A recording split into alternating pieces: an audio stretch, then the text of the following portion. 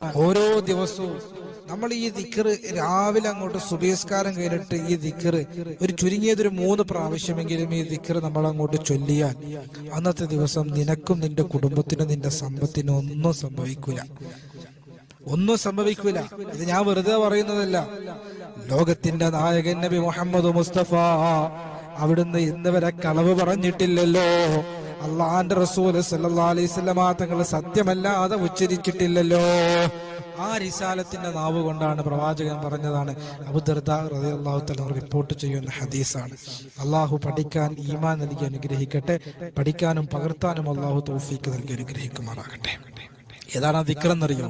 അള്ളാഹുവിന്റെ റസൂൽ പറയുന്നു, അഊദു ബികലിമാത്തില്ലാഹി താമ്മാതി മിൻ ശർരി മാ ഖലഖ്.